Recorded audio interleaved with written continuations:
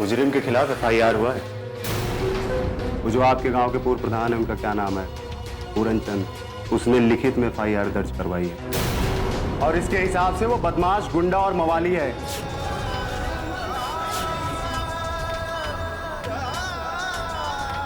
Doctor साहब, मेरा बेटा कैसा है?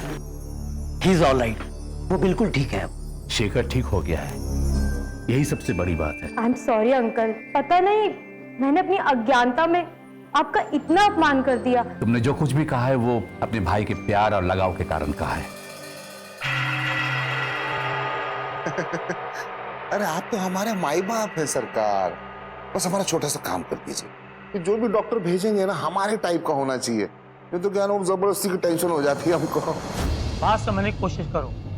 अभी मुनीधार के अस्पताल के ऑफिशियल डॉक्टर शेखर ही है। उनके बारे में जब तक कोई ठोस जानकारी नहीं मिल जाती है कि वो मर गया या जिंदा है, तब तक कोई नया डॉक्टर अपॉइंट नहीं किया जा सकता है।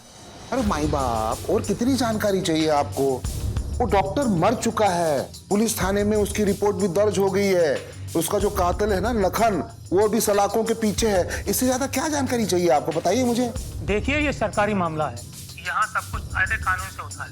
आज मैं ब्लॉक मेडिकल ऑफिसर से इस संबंध में बात करूंगा और अगर तुम्हारी बात सही है तो ब्लॉक ऑफिसर रिपोर्ट देगा। बस एक बार पद रिक्त होने की रिपोर्ट आ जाए, फिर हम नया डॉक्टर अपॉइंट कर देंगे। अरे माई बाप, देखिए हमारे टाइप का ही डॉक्टर भेजिएगा, ये तो बहुत ज्यादा टेंशन हो जाती है हमको। तब तक तुम एक काम करो, पंचायत की तरफ से एक एप्लीकेशन भेजो जिसमें गांव वालों के साथ साथ वर्तमान प्रधान का भी साइन हो। डीएम साहब के पास इसको भेज देना। जी। डीएम साहब मुझे ऑर्डर करेंगे, इस पूरे प्रोसेस में 3-4 महीने निकल जाएंगे। जी। तब तक पहले की तरह बिरजू राज करेगा। मतलब समझ गए ना? तब तक तुम सब ऐश करते रहो। अरे पूरी तरह से समझ गया माई बाप, अभी तो बिल्कुल डर ही नहीं है हमको। सैया भय कोतवाल, अब डर काहे का। अच्छा सरकार, प्रणाम मेरे माई बाप। देखा, सैया भी हम, कोतवाल भी हम और डर भी हम।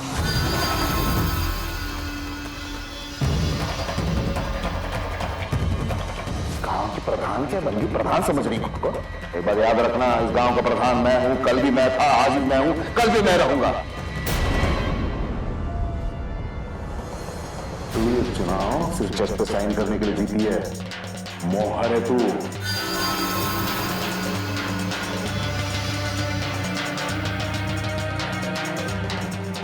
तो मेरी बात याद रखना, मुझे ना बोलने से पहले 10 बार सोच लेना। मैं क्या कर सकता हूं क्या नहीं तो अच्छी तरह से जानते हैं।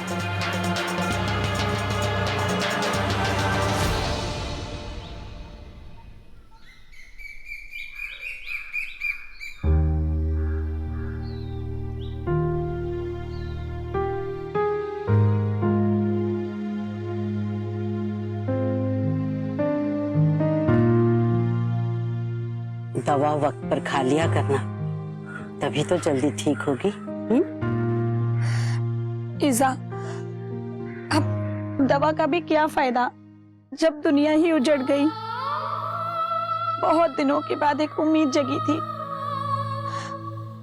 सोचा था कि खानदान को एक बेटा दूंगी, वंश आगे बढ़ेगा। लेकिन ऐसा मत सोचा कर। ईश्वर जैसा भी दिन दिखाए उसका हंसी खुशी सामना करना चाहिए, तभी तो सब अच्छा होगा। और तू निराश क्यों होती है? अभी तेरी उम्र बची है। अरे ईश्वर ने चाहा तो तेरी कोख फिर से हरी होगी। और फिर हम हैं ना, तो बस दवा वक्त पर लेना, फिर देखना फिर से अच्छे दिन आएंगे। फिर से तेरी कोख हरी होगी और तेरे आंगन में एक बार फिर बच्चे की किलकारियां गूंजेंगी। लेकिन एक बात और, तू अपने मन से ये बेटे और बेटी का भेदभाव हटा दे।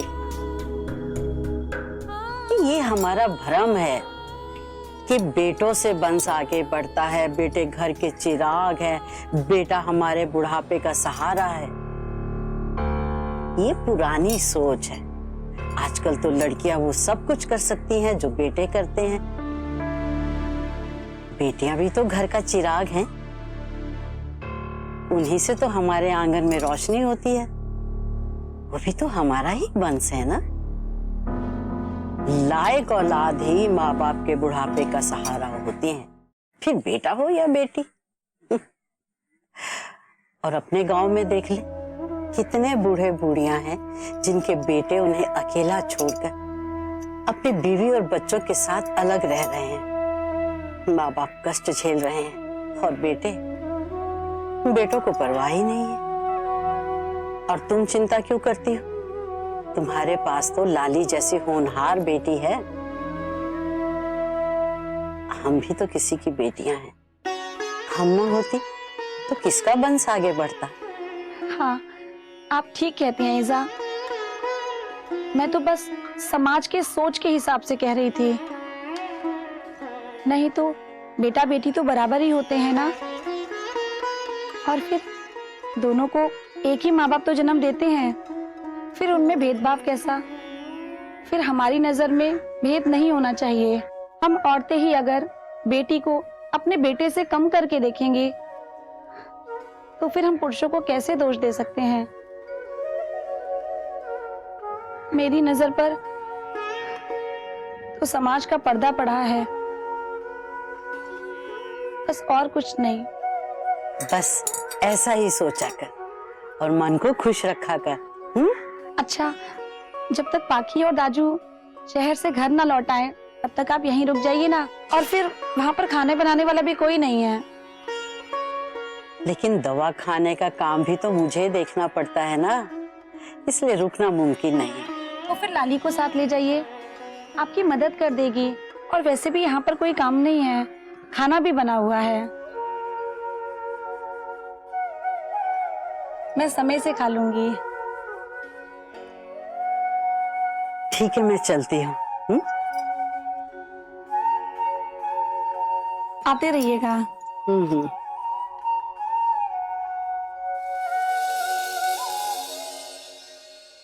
नमस्कार, मैं सुगंधा। अरे बैठिए। स्कूल इंस्पेक्टर विजय बाबू से आपकी बात हुई होगी। जी हाँ, उनका फोन आया था मेरे पास। जी। चलिए, इंस्पेक्टर साहब ने मुझे पूरे घटनाक्रम के बारे में बताया। चलिए, पुलिस जब तक तुम्हारे बाबा को कोर्ट में पेश नहीं करेगी, तुम्हारे बाबा को जमानत नहीं मिल सकती। कल कोर्ट में पेश करने वाली है तुम्हारे बाबा को, तो वहीं पे फैसला हो सकता। काका, अब बस आप ही का सहारा है। मेरे बाबा पर झूठे इल्जाम लगाकर उन्हें फंसाया गया है। असली गुनहगार तो वो पूरन और बिरजू हैं।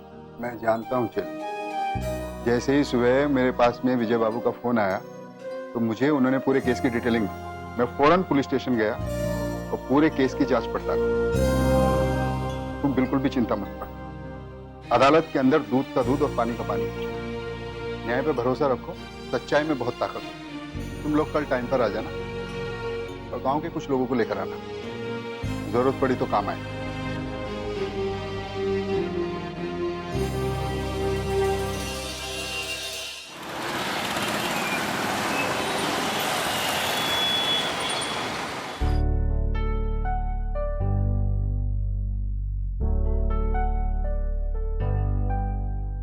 माँ बस करो, अब खाने का मन नहीं है। अरे एक टुकड़ा तो खा ले। नहीं प्लीज, बस बहुत हो गया। अरे बेटा, ये सेब के टुकड़े नहीं, तुम्हारी मम्मी का प्यार है।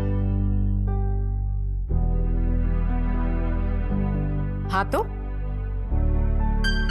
कोई परेशानी है क्या? अरे मुझे क्या परेशानी होने लगी? तुम्हारा बेटा है, जितना मर्जी खिलाओ, तुम्हें कौन रोक सकता है?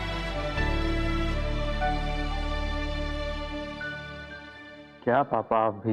लेकिन बेटा, मुझे तुमसे एक शिकायत है। क्या पापा? तुम अपनी मम्मी का ख्याल नहीं रख रहे। तुम्हारी मम्मी कल सुबह से निर्जला व्रत में है। कल सुबह से उसने पानी तक नहीं पिया और आज आधा दिन निकल चुका है, अब तक उसने कुछ खाया पिया नहीं है। और अगर ऐसा सिलसिला चलता रहा तो उसकी तबीयत खराब हो जाएगी और बहुत जल्द तुम्हें उसका इलाज करना पड़ेगा। माँ,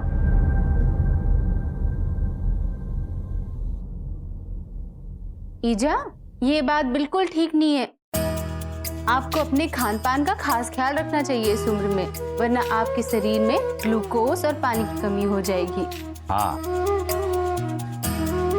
और ये व्रत उपवास आपकी सेहत के लिए बिल्कुल ठीक नहीं है। अब देखो, बिना खाए आपको 36 घंटे से ऊपर हो गए हैं। ये आपकी सेहत के लिए बिल्कुल ठीक नहीं है। आपको ग्लूकोज या जूस पीना चाहिए और उसके बाद कुछ ठोस भोजन खाना चाहिए। मैं अभी आपके लिए कुछ लाती हूँ। हेलो एवरीवन, लंच हाजिर है। भैया, अब तबीयत कैसी है आपकी? आई एम ओके, बट मैं तुमसे नाराज हूँ। तुम माँ का ख्याल नहीं रख रही हो, उनको खाना भी नहीं खिला रही हो। ये सब मैं क्या देख रहा हूँ? आई एम सॉरी भैया, पर मैं क्या करूँ? माँ मेरी सुनती कब है? इन्हें तो बस अपने बेटे के लिए भगवान से लड़ाई करनी है।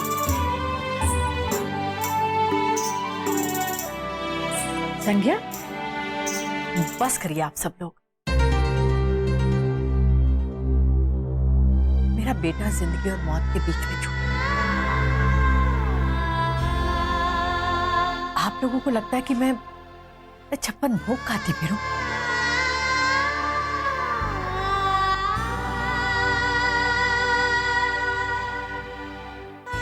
ये तो भला हो वैद्य जी और बाकी का कि जो वक्त पर मेरे बेटे की जिंदगी बचाई।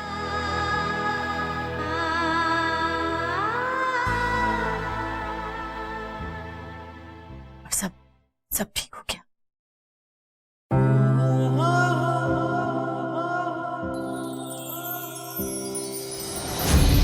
वरना मैं तो मरी जाती।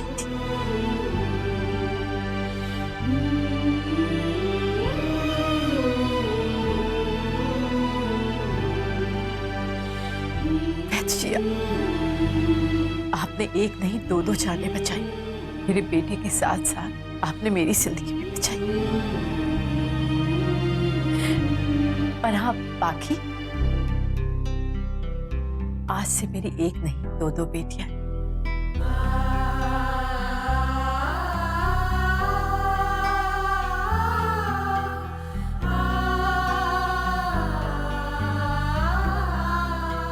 आज से मैं भी तुम्हारी माँ और तुम मेरी बेटी।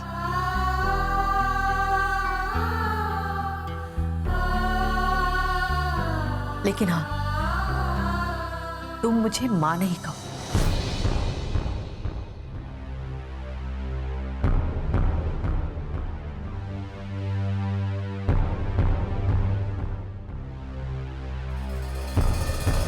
सुलेखा फौजी से बिना हुज्जत के साइन कराना। अगर नहीं करेगी तो मेरा विराट रूप देखेगी, मेरा असली रूप देखेगी। जूता काट। अरे मुझे कैसे पता? परेशान हो गया इस जूते से। वो मेरा विराट रूप देखेगी ना, फट करके साइन कर देगी।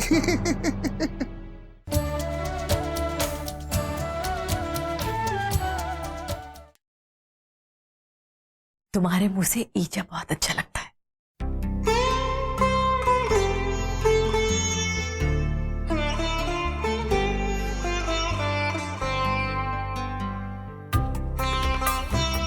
तो मुझे ईजा ही कहोगे।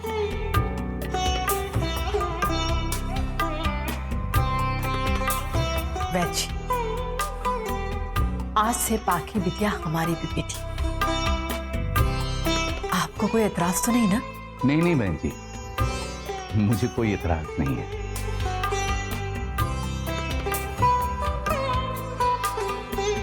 बचपन से ही बेचारी माँ का प्यार और ममता के लिए तरसती रही है। माँ बाप दोनों का प्यार मैं ही देता रहा इसे। ये तो मेरे लिए बहुत खुशी की बात है। वैद्य जी, मुझे अपने आप से दूर मत कीजिए। आज से पाकी के दो दो पिता है। पाकी हम सबकी बेटियां हैं।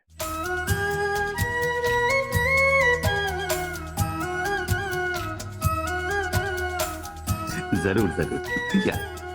अरे नहीं बेटा, हमारी संस्कृति में बेटियां पैर नहीं छूती क्योंकि बेटियां लक्ष्मी होती है। हाँ? जीती रहो बेटा।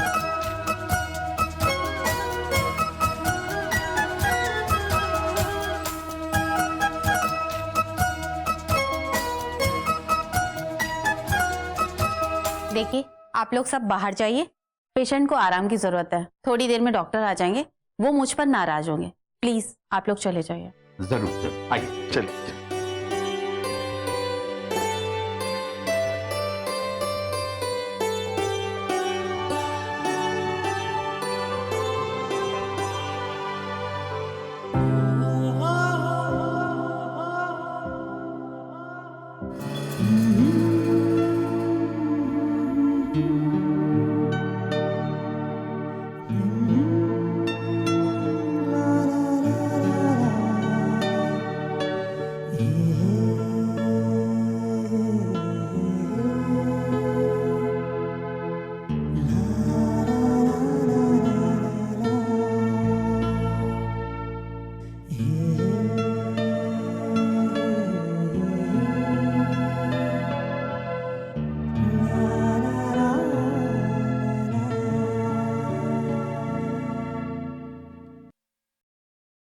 चक्री मारे नैन, चक्री मारे नैन, डाले किस किस पे नजरिया। चल चल साइन कर, साइन कर, साइन कर। अरे क्या कर रहे हो आप? गाना गाने पे लगे हो।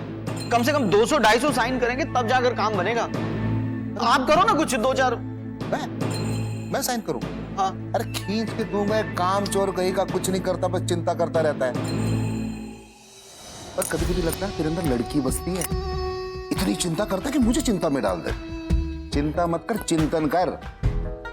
और सुन, अगर थाने का थानेदार अपना है ना तो कानून अपना, समझा?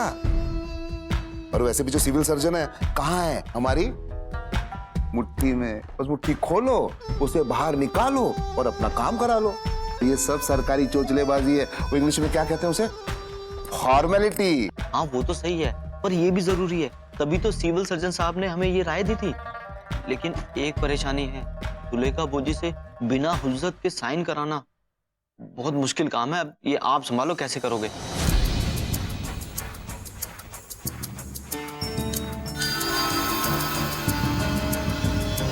हाँ बात तो बिल्कुल सही की तूने। साइन तो कराना पड़ेगा। अगर नहीं करेगी तो मेरा विराट रूप देखेगी, मेरा असली रूप देखेगी। जूता काट रहा। अरे मुझे कैसे पता? परेशान हो गया इस जूते से। वो मेरा विराट रूप देखेगी ना, फट करके साइन कर देगी। परेशान हो गया इस जूते से मैं। काटता बहुत है। अबे चल, दूंगा रख के साइन कर। वो सुनो, 20,000 भी लेना था, वो दिया नहीं आपने? चुप कर, साइन कर। जब देखो पैसा मांगता रहता है। मुझे जल्दी कुछ करना होगा, नहीं तो ये दोनों मिलकर फिर कोई बड़ा घोटाला कर सकते हैं। गांव के जिन लोगों से तुमने दुश्मनी मोल ली है वो बहुत बुरे और खतरनाक लोग हैं। सच्चाई और ईमानदारी की ताकत बहुत बड़ी होती है। और फिर तो वहाँ मेरा पूरा परिवार रहता है, पूरा गांव मेरे साथ है। फिर मुझे मैंने कह दिया ना, एक बार तुम मुनिधार नहीं आओगे तो नहीं आओगे, बस।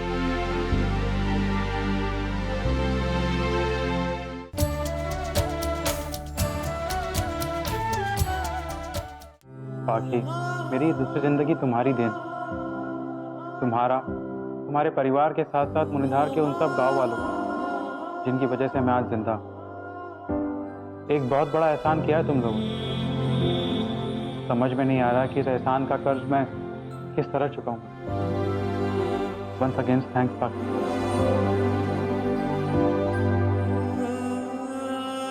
तुम शहरी लोगों की ना यही बहुत बड़ी समस्या है। जब कोई निस्वार्थ भाव से तुम्हारे लिए कुछ करता है तो तुम उसे एहसान जैसे शब्दों से तोलते हो। इंसानियत भी कोई चीज होती है कि नहीं? पर इसमें गलती तुम्हारी भी क्या है? गलती तो तुम्हारे शहरी समाज की है, जिसमें हर काम को कर्ज, लाभ, हानि जैसे व्यापारिक शब्दों से तोला जाता है। लेकिन बाबू, हम गांव वाले ऐसे नहीं होते। 2-4 लोगों को छोड़ दो तो सब एक दूसरे के सुख दुख में शरीक होते हैं। किसी को कोई परेशानी हो जाए तो सब इकट्ठे हो जाते हैं। ऐसे एहसान जैसे शब्द हमारे लिए मायने नहीं रखते। तुम सही कह रही हो पाकी। मुनिधार आकर मुझे गांव और उसके लोगों को जानने का मौका मिला। हम बड़े शहरों में रहने वाले लोग हमेशा यही सोचते रहते हैं कि गांव वाले लोग अनपढ़ और गंवार हैं, जबकि सच्चाई यह है कि अभाव में रहने वाला गांव शहरी समाज से बहुत आगे है। बस एक बार ठीक हो जाऊं, मैं अपनी पूरी जिंदगी मुनिधार के नाम कर दूंगा। नहीं, तुम दोबारा मुनिधार मत आना। ठीक हो जाने के बाद तुम शहर के किसी अस्पताल में अपनी बदली करवा लेना। क्यों? तुम्हें नहीं पता, गांव के जिन लोगों से तुमने दुश्मनी मोल ली है वो बहुत बुरे और खतरनाक लोग हैं। तुम गांव मत आना। बाकी सच्चाई और ईमानदारी की ताकत बहुत बड़ी होती है, और फिर तो वहां मेरा पूरा परिवार रहता है, पूरा गांव मेरे साथ है। फिर मुझे मैंने कह दिया ना, एक बार तुम मुनिधार नहीं आओगे तो नहीं आओगे, बस।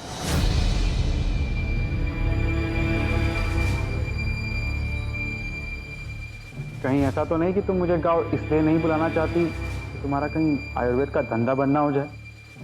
आयुर्वेद का धंधा? ठीक है, तुमको ऐसा लगता है तो आ जाना फिर गांव एक बार फिर मरने के लिए।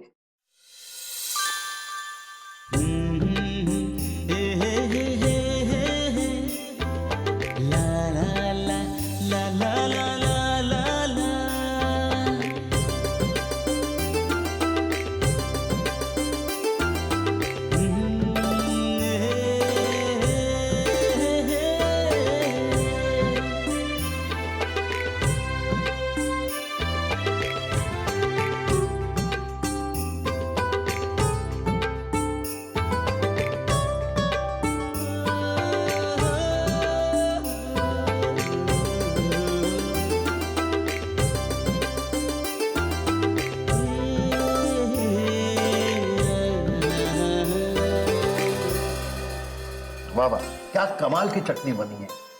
पूरे खाने का स्वाद बदल डाला है। अरे पेट भर गया लेकिन अब तक मन नहीं भरा, जी करता है कि और खाते जाओ। संभाल। यहाँ सब कुछ उल्टा पुल्टा हो गया पाकी। पूरन और बिरजू ने बाबा के खिलाफ एक झूठी FIR दर्ज करवा दी और बाबा इस वक्त लॉकअप में बंद है। मेरा जो बिगाड़ना है बिगाड़। अरे भाड़ में जाए ऐसे लोग।